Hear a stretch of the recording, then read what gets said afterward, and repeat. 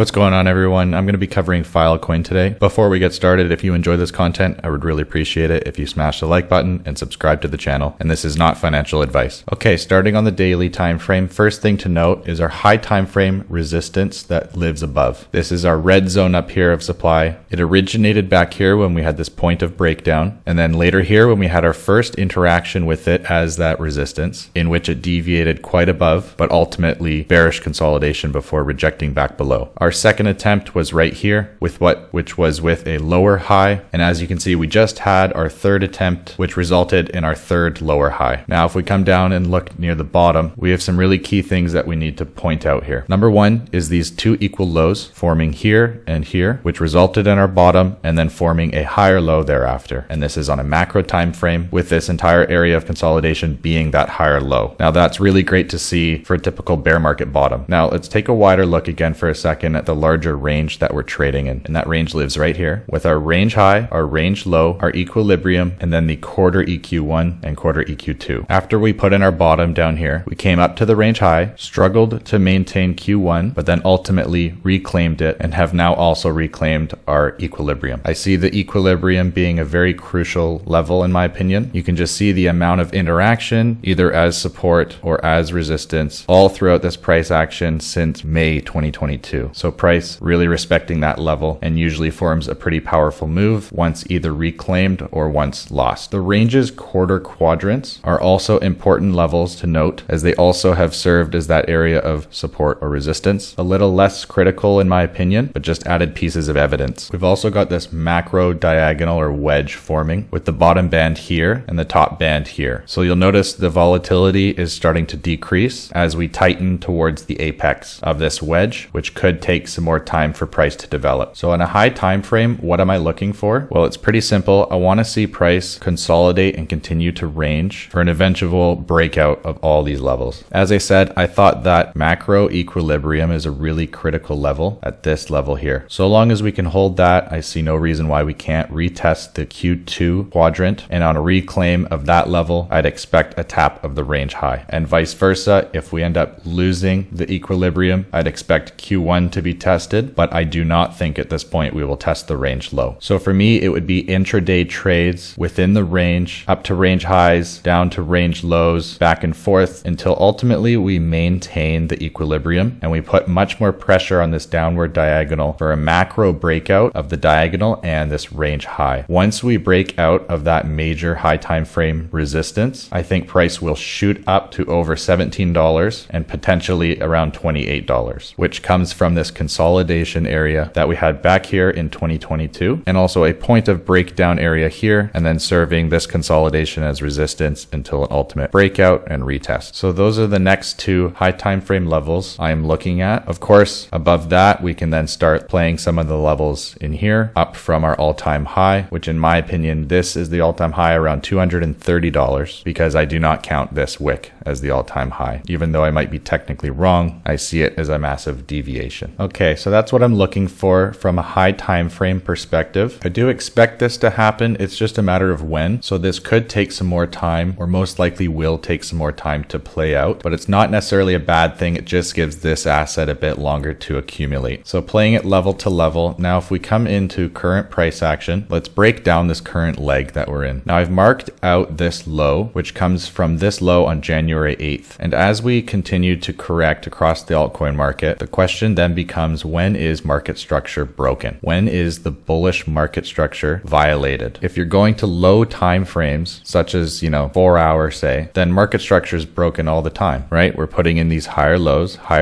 until we get our market structure break. And that's when it's game on for those bearish underside retests and shorts. But for me, I'm interested in that high time frame direction, as in when is the next leg coming, or are we due for a steeper correction? So there's a couple key things in here for myself personally, and one is this low from January 8th. I think on a high time frame, if we lose that level, meaning candle closes below that on high time frame or on the daily, candle closes below that, I think market structure is lost. And then the last area of defense would be the equilibrium of our macro range, which I would accept as a deviation below that MS breaker level, a tap of the EQ, and then a swift reclaim of that level is possible. But once we start toying around these levels, I think the probability of losing it ultimately for a larger correction becomes becomes more likely. If you look at the current high that we've got, so this is our local macro high with our prior macro high here and then prior high to that. Ultimately, we could be considering this a retest of this prior breakout area. Price was rejecting off of it until it broke out, retest, and it was up. So that's one way of looking at it. Another way of looking at it is we put in these two lows here. Perhaps we fill in some more of this wick that we just had on Friday the 19th and come and bounce off of the exponential moving average. If we start to put in some strength thereafter, then I think this thesis is correct and we start to push up towards our Q2 region here, which sits at about 675. And if we reject off of that, I would really like to see us maintain that bullish structure if we're going to start testing the range high, this diagonal, and as I said, that range high up here at about 960. At that point, we would have made a higher high in comparison to this high. We would have maintained bullish momentum and we'd be continuously putting more pressure on that range high for that ultimate macro breakout that I was talking about earlier. Just keep in mind the criteria for that to happen. It's not a prediction. You need that criteria to be met first. So maintain this MS break level, maintain generates low, maintain the equilibrium. Otherwise, the vice versa to that, if the criteria is not met, I think we start looking at this point of breakdown area here as an initial target and potentially our Q1 level down here if the market's not ready for a next macro leg. That's kind of plan B if things start to fall apart. Personally, I don't think the structure is broken yet. I could very well see this wick fill in, come up, test this high, and put in some further consolidation, all the while still looking pretty bullish on high time frame. But the more and more we start putting pressure on this downward diagonal and that range high / high time frame resistance in red, the higher the chances are that we start to get that macro breakout and push much higher outside of this massive range that we're in. Because it may not look like it, but we are technically in this big range. So there's some intraday trade setups in there, lots of opportunities while we chop around within the range. Perfectly fine. Trade safely, use stop losses. You know, everyone trades differently, but I think these levels will help you if you are looking to trade within the range before our breakout. You know, if we start to break down, there's going to be good short opportunities. If we do lose market structure, if we do lose the EQ, you know, there's some good short opportunities potentially. But I think since we are starting to shift the momentum to the upside, I'm primarily looking for those swing longs, continuous impulsive legs to the upside. In other words, I'm just primarily looking for longs on those major legs up, which I think is coming on FILECOIN. So we'll be continuously monitoring it, watching for that criteria to be met, and jumping pretty quickly on it once I see these set up. But hopefully from your perspective, this video helped. If you took something away from it, I would really appreciate it if you hit the like button. And as always, subscribe to the channel as I'm going to be putting out a lot more content and you don't want to miss it. We'll see you in the next one. Peace.